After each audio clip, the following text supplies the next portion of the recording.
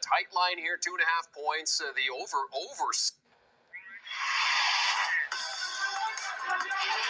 This just into CBS Sports HQ. USC scrape one out against Colorado. Had a big lead in this game. The point spread here, 22.5 coming in, but it ends up being a 7-point game as USC stay undefeated at 5-0. Colorado falls to 3-2, make it a 48-41 final. So Colorado covers the number, and the over hits as they put up 89 points. Caleb Williams, another big day for him, 30 of 40, over 400 yards, 6 touchdowns, which ties a career high and is one shy of the school record. But of note, first interception of the season tossed in this game. Shedeur Sanders, not too bad himself, 30 of 45, 371, 4 touchdowns, 50 rushing yards, and a rushing touchdown. So he accounts for 5 touchdowns in the game, but it isn't a losing cause as the Buffaloes fall to a second straight defeat. Jeremy St. Louis alongside Leger Duzable. Smoke Dixon joining us from our 24/7 studios in Nashville. Smoke, we'll get your reaction here. We knew that USC, heavy favorites coming into this game, but are you surprised that Colorado were able to keep it so close at the end? Not at all. I mean, if you look at SC on defense, they can't stop a rain from falling on anybody's head.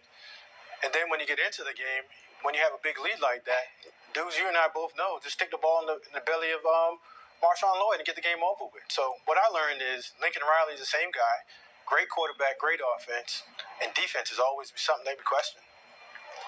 Yes, but what we learned is that USC can't stop a nosebleed on defense. I mean, Arizona State, who was one of the worst offensive teams in all of college football, put up 28 points against them and had a close game with them up until the fourth quarter.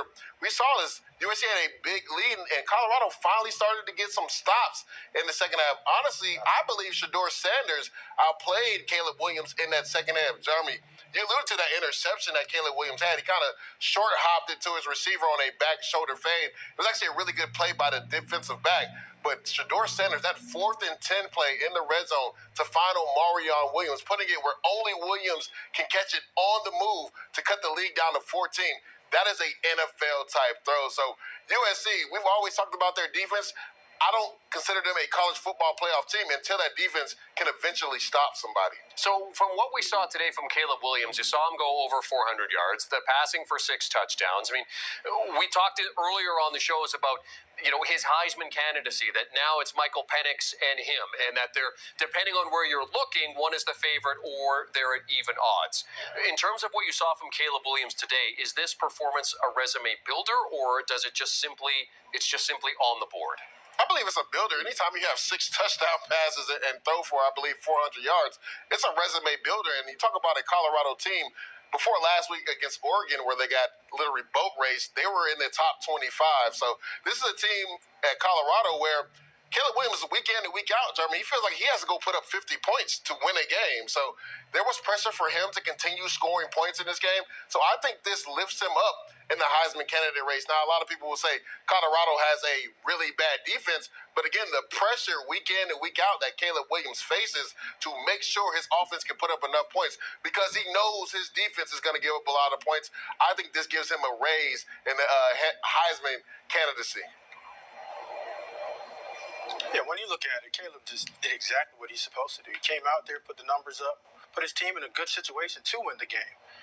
When he's moving forward, he's just going to just keep checking the boxes, keep putting up the stats. And the only 2 games that he has to worry about is out there in Washington and Oregon when he has to play those 2 good teams. Yeah, they play outstanding job, man. Just keep doing it. Yeah, they play those teams back-to-back. Michael Penix and Bo Nix, he's going to see those teams back-to-back in weeks 10 and 11. 7 and 8, they get 11 Notre Dame and 10 Utah. So in terms of ranked games that are left on their schedule, maybe if you need to see more from Caleb Williams, those are going to be the games where you're going to need to see him kind of show out. But again, a big day today against Colorado. Don't want to take anything away from that. Smoke, what did we learn about the Buffaloes today? They know how to put their back against the wall and come out fighting. I love what I saw late in the game. They didn't quit. You saw an inspired group come out there, and they're being coached to do so. So moving forward, all they're doing is just building. They got a young team. They're playing a lot of young guys. Coach Prime is just building the culture. And when you build culture, you're going to have to go through some headaches, but this headache probably feels good after a loss. Smoke, you hit it right on the head. You talked about culture, changing the culture at Colorado. This is a team that won one game last year and, again, got smoked week one, no pun intended, smoke, for not week one, but last week versus Oregon. And then they were down big in this game at half, but they never quit. That's what you love to see this team do. Also, we learned that Deion Sanders is a really good football coach. He decided to play a little bit more of his true freshman in this game. Omarion Williams almost had 200 yards receiving, and he did most of that in the second half. So him leaning on some of his young players because they were down big, giving them an opportunity, that is coaching, realizing he needed a spark from some of his younger guys, and they were able to do that in the second half. It's a 2-game losing streak for Colorado, but the one thing we do know is that they will end their Pac-12, career, you could call it, for Colorado, without a defeat of USC. Smoke Dixon, Leger Dusville joining us here on CBS Sports HQ. Instant reaction as it is USC 48-41, winners over Colorado. We knew Colorado would be able to score points.